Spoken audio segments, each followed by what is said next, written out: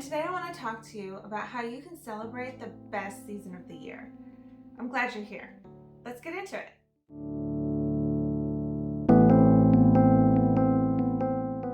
Let's start at the beginning. Every year there are 2 equinoxes and 2 solstices. One equinox takes place in September, while the other takes place in March. Which equinox you're experiencing depends on which side of the equator that you live on. Here in the northern hemisphere, we are welcoming fall because it's September. For me, this is a special time of year. As the air gets crisper and the rain returns, it just gives me this cozy glow inside. No shade to summer lovers, but I'm not a fan. With my fair skin and blue eyes, the sun is not my friend. And I don't do well in the heat, but when the leaves start changing colors, I get the overwhelming urge to get out in nature. I want to go for walks and hikes, go to the farms and the pumpkin patches. I love all of it so much. I start itching for fall by August every year. Fall is definitely my favorite season, but the equinoxes in general hold special significance in my life. If you don't know, the equinox is the point in time when the sun crosses the equator. It happens at the exact same moment for the entire world, but I like to celebrate the equinox when the day and night are in perfect balance in my local time zone. The word equinox is driven from the Latin word meaning equal night. On each equinox, the length of the day and the length of the night are basically the exact same amount of time. I personally like to look up my local sunset and sunrise times to find the day that's going to be in perfect balance for my area, which usually falls within a day or two of the globally recognized equinox day, which this year is today, September 22nd. On the equinox, day and night, light and dark, masculine and feminine, inner and outer, are all in balance before the darkness and death of winter start to take over. Now don't get me wrong, everything must die in order to be reborn. It's not a bad thing, it's just the way life works. It's the same for us spiritually, and for self-improvement, and for basic maintenance of well-being. We have to get rid of what no longer serves us in order to welcome in what we want for our future. The fall equinox is the perfect time for the self-analysis and preparation to begin. I want to walk you through some of my favorite ways to celebrate the fall equinox.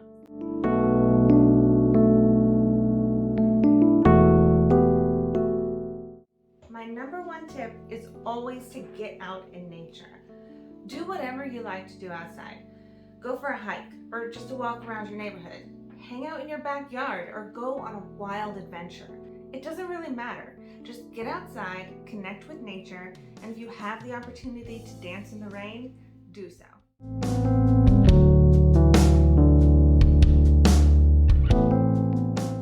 Tip number 2 is to make a gratitude list.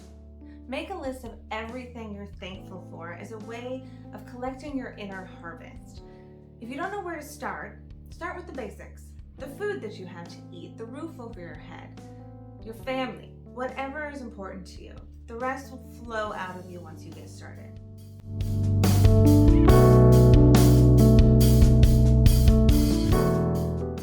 It's also a great day to spend some time meditating. If you aren't sure how to meditate, there's guided meditations everywhere. But also you can just sit quietly. Think about the habits, the people, the projects that no longer serve you, that are toxic in your life. This is the time to let go and make a change. Visualize what you want your life to look like or feel like. And focus on the steps it's going to take to manifest that version of you. I like to do this form of meditation twice during the equinox. Once during sunrise and once during sunset. It's just a magical, transformational time. You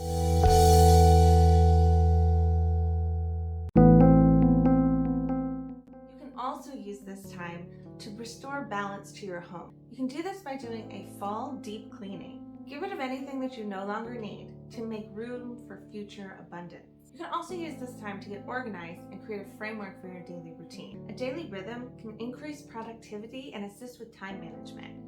I'll probably do a morning routine video soon because that's the most important part of my day. Starting the day out right is so important. So start trying to think about what you would want to incorporate into your daily routine to keep your home balanced and organized.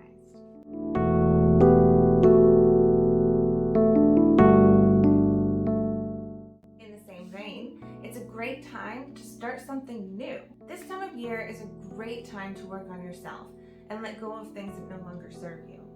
But it's also a wonderful time to try something you've always wanted to do. Start a new hobby or project and really challenge yourself to grow.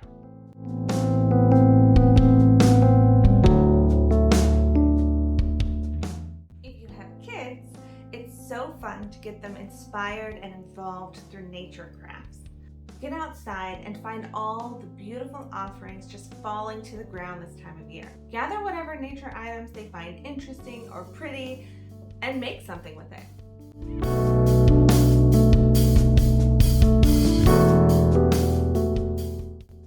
I've talked a lot about self-reflection and inner harvest, but this is also the time of the physical harvest. Early societies understood the importance of feasting with your neighbors in order to create a close-knit community. Without the support of each other, they wouldn't survive. So they had a big harvest party to celebrate, give thanks, and create community. Think of it like a Thanksgiving with your chosen community. This could mean your actual neighbors, or it could mean you invite some friends over.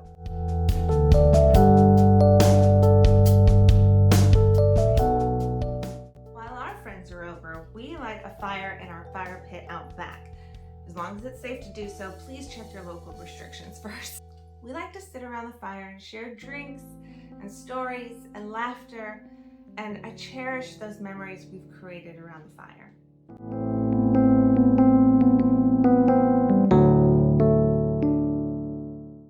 Another fun thing to do with or without kids is to visit your local farm or fall festival. We do this every year. Going in September also gives you first pick of pumpkins and any other natural decorating items that you might find.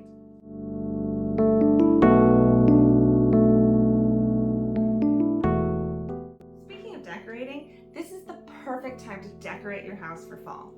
I'm gonna do a whole nother video on my personal fall decorations. I like a combination of store-bought and do-it-yourself decoration. I love natural decorations like pumpkins, hay bales, corn stalks for the outside, and pine cones and crystals and leaves to decorate the inside. I love stones like citrine, moonstone, obsidian, carnelian, and smoky quartz for fall. They just give off the energy that I'm looking for during this season.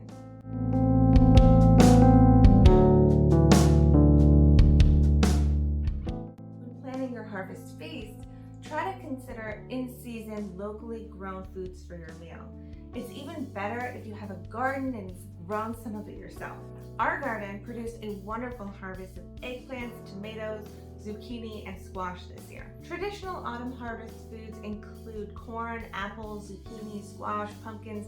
You get the idea. It's also a wonderful touch if you can make some homemade breads, homemade soups, homemade comfort food of any kind, really. I also recommend that you spend some time teaching your kids about the farm-to-table experience this year. So many adults don't know where their food comes from these days. Sometimes the convenience of the grocery store can make us forget to be grateful for all that goes into the growing and making of the food that literally keeps us alive. If you can't tell, I am so passionate about fall. It just makes me feel alive and connected to the earth. Plus, spooky season is the most fun. Of course, as always, you'll need to think about what makes you happy and what you want to do to celebrate this time of year. I hope this video gave you some inspiration and maybe some ideas on what you can do to celebrate the fall equinox. If you want me to do something like this for the changing of every season, let me know in the comments below.